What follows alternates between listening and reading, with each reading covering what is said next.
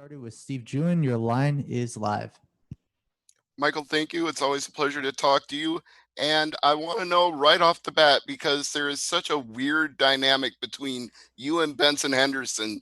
He says that he respects you. He respects what you've accomplished in Bellator. He respects you for adopting a child, but he doesn't like you. What does that mean to you when a fighter says they respect you, but they don't like you? It's interesting. I think the funny thing about me and Benson is I think we stand for a lot of the same things. You know, I think our values are in line. I think the way we see the world in a lot of ways is very similar.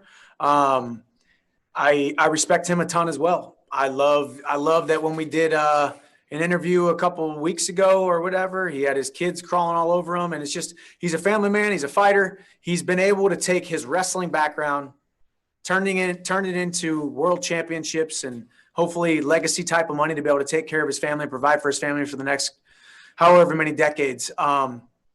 It doesn't matter. You know, I think the funny thing is you can't really like someone too much when you're about to compete against them or when you know you're going to compete against them. Let's be honest. Benson Henderson signed with Bellator. We fought. I beat him. Since then, he's known that we were going to fight again. So knowing that you're going to have an impending bout eventually also guards your heart a little bit from thinking too highly of anybody. So doesn't bother me. Either way, whether he likes me, dislikes me, hates me, or loves me, we got to step into the cage. So let's go. Well, speaking of that rematch happening eventually, you called for it the moment that fight was over when you defended the world title successfully, but he had that great 5th round against you, and it was a split decision when it went to the judges. So do you look forward to proving your point with this rematch? I do. You just gotta know how to beat Benson Henderson. The first fight taught me exactly how to do that. Watching his last couple fights has taught me exactly how to do that. So Friday night, I'll show you guys exactly how to do it in a dominant fashion. And I just don't know how anybody could have scored that for him. I don't know how anybody could score anything more or anything less than 3-2 me. But either way, it's not about the judging. It's about me going out there and getting my hand raised. All right. Final question for you, Michael. You mentioned legacy a little bit earlier. What is going to be your legacy after this Benson Henderson fight? I don't know, because legacy is just constantly in motion until I'm done with this fight career. I've been extremely blessed with a very well-enabled body. I think I have another 5 years left in me, at least, if not 7 years. I feel great. I love the sport of mixed martial arts. I love what I'm doing. I love I love the lifestyle I get to live. So for me, my legacy is constantly in motion. You know, as of right now, if my fight career ended after this fight, I'd be the most decorated Bellator fighter of all time. I'd be involved in one of the best symbiotic relationships between a fighter and a promotion that there ever has been in mixed martial arts. Bellator is who they are because of the performances I've put on for them, and I am who I am because of the promotion and the platform and the bright lights that and the opportunity that Bellator has given me. So, got a lot left to keep on proving at this legacy of who I am, and what I'm all about.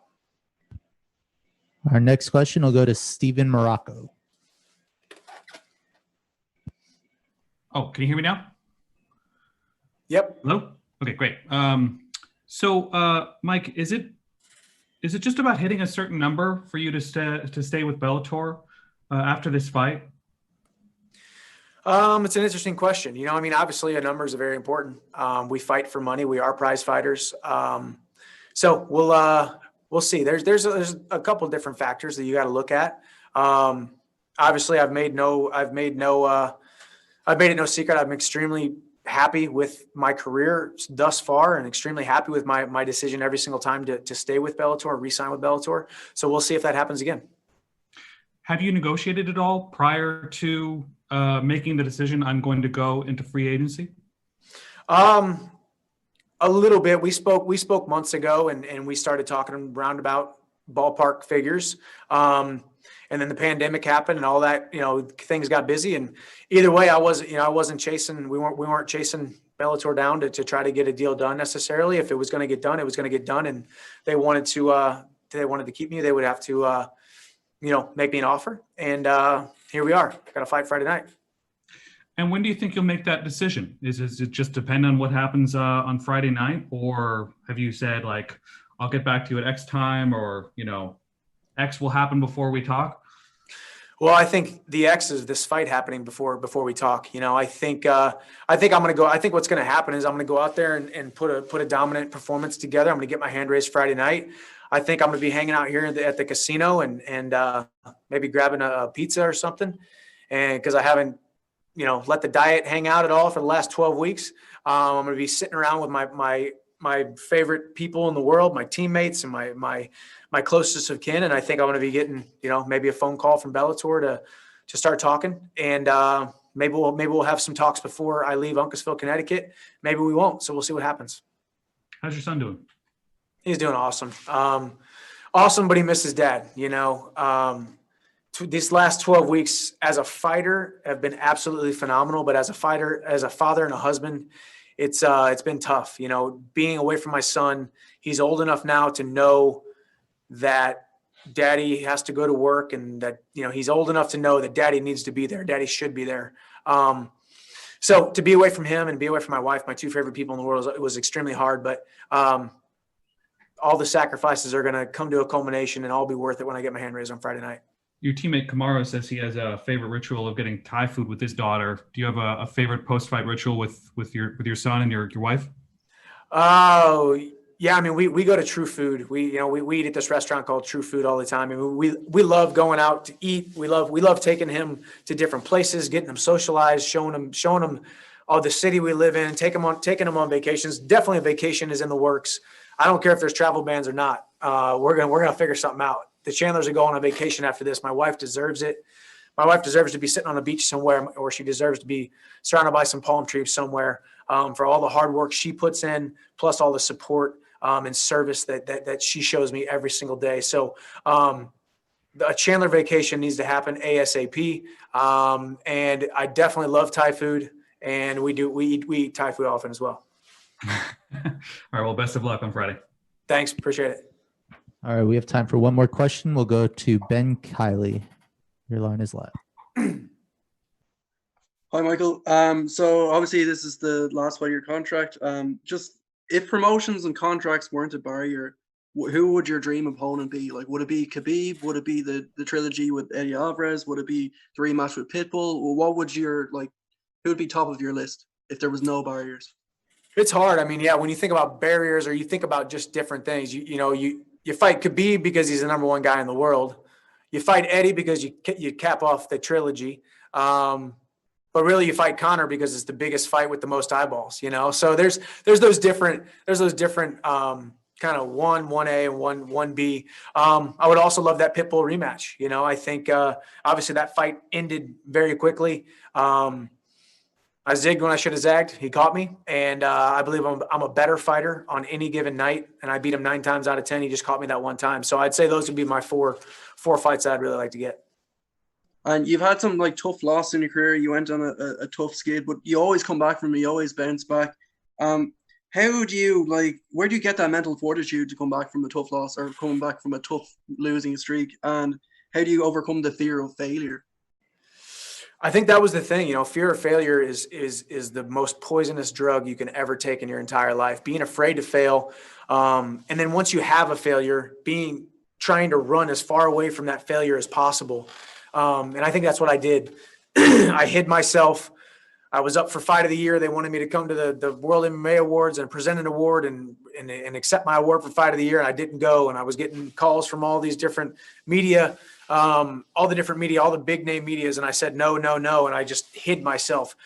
You got to put yourself out there for all the world to see, because if you fail while daring greatly, you're only going to get criticism for the critics who are sitting on the sidelines. And I realized that during that skid. I realized that kind of long ago, that you never get criticism from people that are above you. You only get criticism from people that are behind you or below you.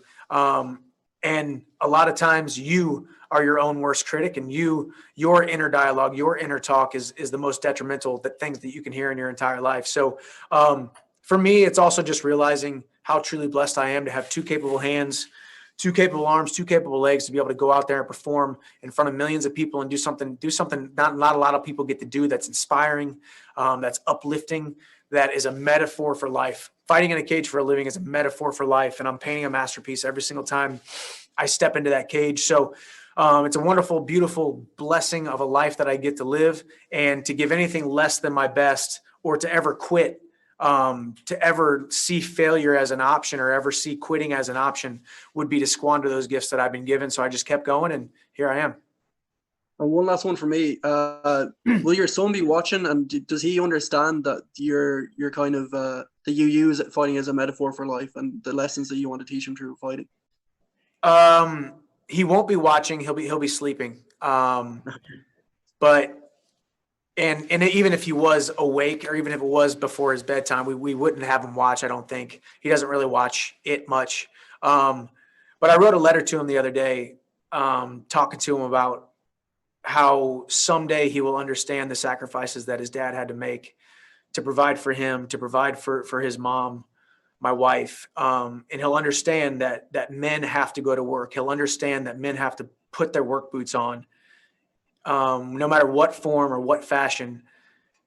We were put on this earth to do some amazing things and to pour our heart into our passions. And he's going to see he's going to see someday through YouTube, and through the videos, and through my documentary that I'm putting together, and through one of my best friends, Drew, who we've put together so much of my career on the screen through the camera lens, that someday he'll be able to watch this masterpiece, and hopefully he'll know who his dad is, not because of what I told him, not because I said I was this or I was that, but because of the people that I was around, or my legacy amongst fans, or the people that I came into contact with, or the people that I worked with, would say, your dad is a great man and a great competitor because of X, Y, and Z. I don't want to have to tell him. I want other people to say it. And that's my goal every single day. I realized the day that I held him for the first time and made a promise to him that I was going to take care of him for the rest of his life, that was my number one mission in life, to show him that he is going to love because he was first loved, and that he was going to achieve and aspire and be a man of integrity, because that was the example that I tried to set for him. All right, thank you, Michael. Best of luck. Thank you. Thank you very much, Michael. Appreciate your time. All right, our first question will go to Brian Campbell. Your line is live. Benson, great talking to you as always, man. Everyone's writing about the storyline of this fight being more about Michael Chandler and the end of his Bellator deal. What's the storyline from your perspective about what this fight means to your career? Brian, hang on 1 second. We're having a technical issue. Hang on 1 second, please. Sorry, man.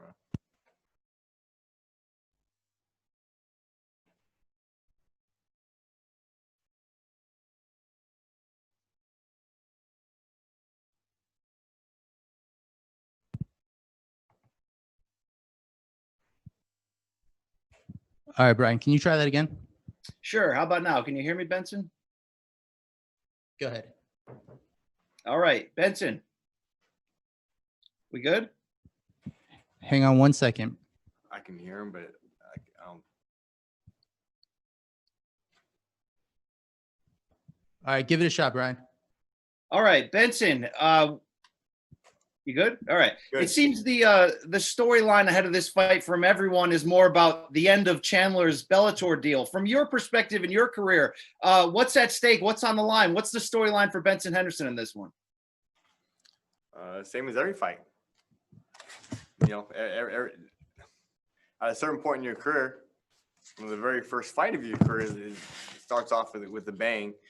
Every fight you have is the most important fight of your career. Doesn't matter what it is you did before. It doesn't matter, you know, the world we live in, the society we live in. Our attention span is pretty short.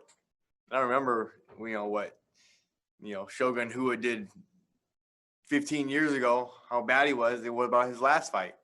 The last fight, he looked like the man. Everyone's, oh, he's awesome, he's great, he's amazing, he's yada, yada, yada. That's what you'll remember is your last fight. So for me, it is the most important fight I've ever had in my entire life. And I trained that way. Take me back to that first one, if you can, and just tell the story of the fight from your perspective. First fight, the biggest thing I think was Chandler had a big first round. You look at all the highlight clips, all the videos of it, everyone talking about the fight. Every positive thing that they say was all about Chandler's first round, and then the rest of the fight leaned more my way. So for me, it's about making sure I go out there and start with a gangbuster first round, and I set the pace, make him tired, make him exhausted, and then the fight from there should again lean my way, should go my way. I got to bring the fight to him. I got to keep at such a high level the entire time. I can't give him those 30-second, those 20-second breaks that he's used to. So that's exactly what I'm going to do. All right, I want to close with this. You're on a 4-fight win streak, which is obviously different from the 1-2 start for you in Bellator. What has been the difference between those two sets of fights for you? No difference. You know, sorry to have the coach speak for you, but the same thing. You get up, you get ready every day. You have the same preparations. You trust the process. You trust your coaches, trust your training partners. Sometimes fights go your way. Sometimes they don't go your way. There was no revolutionary new yoga program I tried, and I started doing new yoga or started doing these breathing exercises. No, it's just the daily work, the daily grind you put in. And some fights go your way, some fights don't go your way. And that's what it is. In the last 4 fights that have gone my way, I've gotten my hand raised. Being introduced into a new organization, that's definitely different. That plays a little bit small factor into it, but getting used to the organization, getting used to the guys behind the stage, being used to how they walk you out, all that sort of stuff, I think does play a little bit of a factor. But ultimately, it's just the daily grind. And, you know, sometimes games go your way. You know, you're an inch short one game, you're an inch too long in the next game. But sometimes you get those calls. Sometimes you're at the right distance, the right timing, and fights go your way. Thanks, Coach.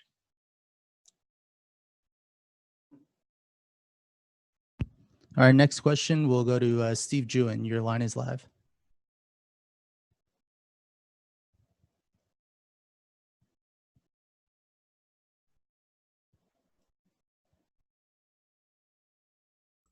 Benson, can you hear me? I got you, Steve. Okay, thank you. I wanted to ask you about that interaction you had with Michael Chandler at Bellator 242. It seemed a little bit awkward, if you don't mind me saying so. And I wonder if it's hard for you as such a God-fearing Christian man to really get into the heat of the moment and talk smack like that. Well, which moment are you talking about? When 242. during the live Bellator 242 broadcast, when you and Chandler were on video together, talking back and forth. Oh. It's hard. Like, you know, you guys are the reporters. You guys are smart. You guys ask the right, proper questions to get the response you want to hear. Like, oh, so what do you think about his shoes? Were his shoes okay? Like, I didn't really like his shoes. Oh, you didn't like his shoes? Okay, well, you don't like it, so you have a problem with his personality. You don't like him, right? Like, no, I said I didn't like his shoes. Like, so you guys are smart. You guys are good. You guys get the response you guys want to hear. You guys get the audio sound bit, the answer you guys want to hear. But I think, you know, for me, I don't really like Chandler, but it's not that big a deal. You don't have to like everybody. You know, you don't have to like your coworkers. You don't have to like your family. You don't have to like your brothers or sisters. You gotta love them, but you don't have to like them that much. You know, I don't necessarily think Chandler is you know, my cup of tea. But I don't think he really cares that I don't necessarily like him as a person. I don't think he's a super stand-up, good, you know, Dudley do-right person. I think he likes to portray that image, but I don't think he's necessarily like that at heart. But what does it matter what my opinion is somebody else? You know, we're gonna fist fight. We don't need to be friends anyways. So, but no, I just don't necessarily like him. And then the reporters keep bringing that up. I'm like, it's not that big a deal. But yeah, I don't really like him. I don't know. Well, let's put aside not liking him, and I hope you won't take this as sound baiting when I ask this, but even in not liking him, do you still respect him, not only having fought him for 5 rounds, but seeing that he's the 3-time Bellator lightweight champion? Do you respect him?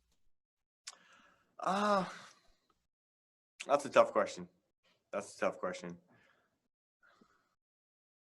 Maybe I respect some of the things he has done. He's adopted a child.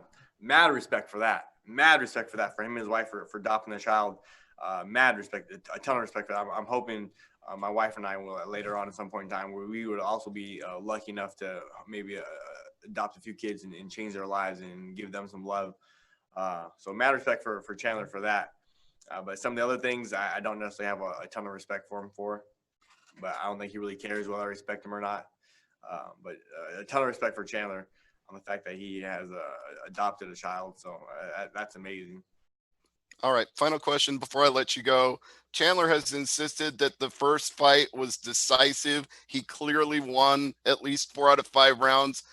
I think the 5th round was very decisive for you, and all of those other rounds are up for debate. So what do you say looking back now on that first fight as you prepare for the next one? If I'm asked a question and I have to respond, I have to reply, then I have to think of something to say. I have to give an answer back. But I don't really think that much. I don't really like if I'm at home, I don't ever think about the fight. If I'm it's only ever when it's brought up to me do I have to have an answer for that. But the first fight is what it is. All my fights, they are what they are. You can look back at them, you can judge them, you can score them yourself, and you can come to your own conclusion. You can think this, you can think that. It's cool. It's in the past. It doesn't really matter. Chandler obviously has his own opinion. I have my opinion. I know I won that fight. I know he was a dang near broken man from that 4th round going to the 5th round. Looking at his eyes, I knew. See him after the fight. He knew he lost. You don't push a fighter after fight. How many guys have had bad blood and feuded and this and that, and after fight, what do? They shake hands. Like, oh, good job. Like, man, great fight, tough fight, whatever. They say something. They shake hands and. But someone a fighter who pushes another fighter after a fight, after having spent 25 minutes trying to beat the person up, after the bell rings, then you push him. To me that shows a serious amount of your character right there. It shows that you knew you lost. He felt he lost before the judges gave him that fight. So that to me that says enough right there. Much respect, Benson.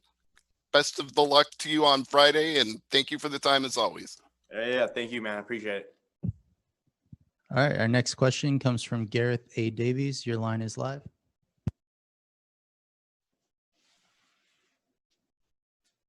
A very good evening from sunny. Oh, I was trying to video that and then I lost the video. Very good evening from sunny England, Benson. Sunny over there right now? Wow. Well, I can't move, can I? I'm bloody stuck here. Otherwise, I'd be with you right now in the bubble. I'm sorry to go over this because it's kind of been talked about by other people, but my question, when you don't like someone, but you obviously respect something they've done in their life, but when you don't like someone, is it important when you're preparing to fight them that you don't let it become an emotional fight for you, and that you make emotional decisions when you fight that person? I think for some people it's kind of hard if you don't like somebody and then you're going to get into a fist fight with them. It definitely can easily turn into a very emotional, very upset. You're trying to, whatever. But for me, I've never really had that problem.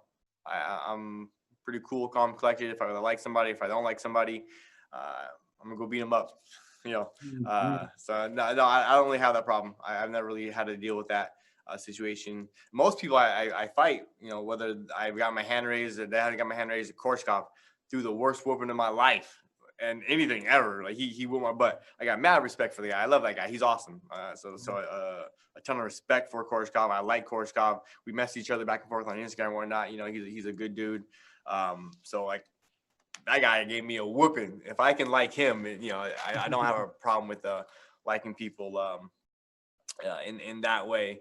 But just with liking fighting somebody you don't like, I've never really had that issue before. Thank you. When you go into the 26th minute of what is likely to be a violent physical chess match, as the first one was, is it about who makes the adjustments this time around, do you think? I think for sure. I think a huge part.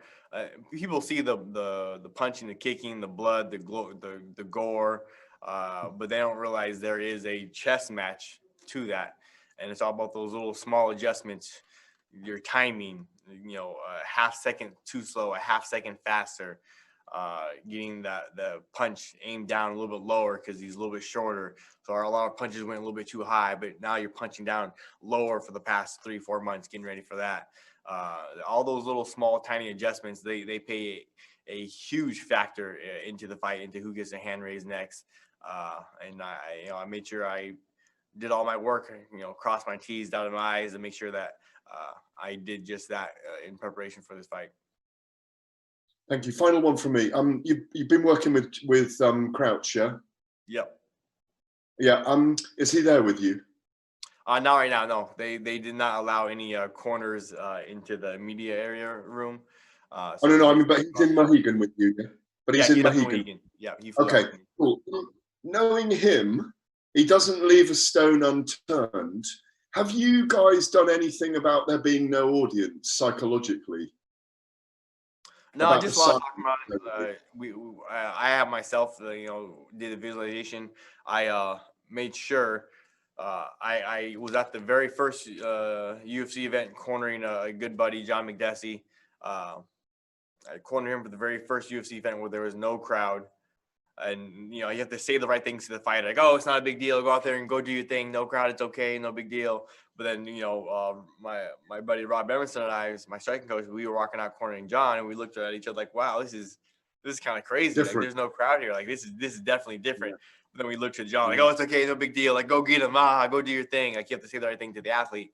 But me as a coach, looking at my buddy, and John, I was like, oh man, like this is different. I wonder how he's feeling in there with no crowd. Like this is different.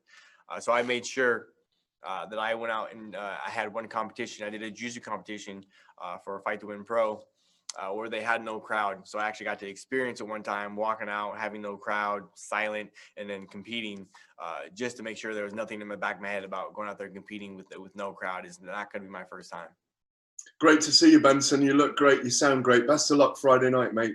Thank you, Gareth. Thank you, man. I appreciate it. Thanks. All right. Our last question for Benson will come from Ben Keeley. Your line is live. Benson. So I understand your wife recently gave birth to a baby girl. So congratulations, Benson. How does it feel to be a father again? It's good. It's great. The whole no sleep thing when the babies are newborns, that's a real thing. That's tough. But it's great. My boys, they all love their little sister to death. They smother her in kisses. They're like, oh, you love gentle. But they love her to death. So it's awesome to see their love for her. She's a little bundle joy to my wife right now. Just staying close to my wife. But yeah, she's awesome. Being a father for the 4th time, it's fun.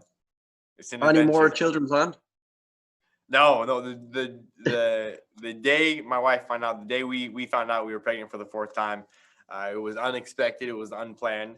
But the day we found out, my wife was like, "Oh, hey, we're pregnant. Oh, hey, by the way, I made a phone call. You're scheduled for an appointment to go see a doctor, get sniffed." I was like, "Oh, okay, cool. Yeah, that's no problem." So no more children for the Team Henderson. Oh, fantastic. And I know with all the lockdown measures, have you picked up any new hobbies, or have the children been kind of keeping you busy during the lockdown? Yeah, mostly the kids have kept us pretty busy. No new hobbies for me. I got 3. I got a 5-year-old, a 2-year-old, and a 1-year-old, and they are pretty wild, full of energy. So trying to keep them busy, contained, productive, and somewhat learning, so they're not missing out too much. But that has my handfuls. All right. Well, thanks a lot, Benson. Yeah, of course, Ben. All right. Thank you very much, Benson.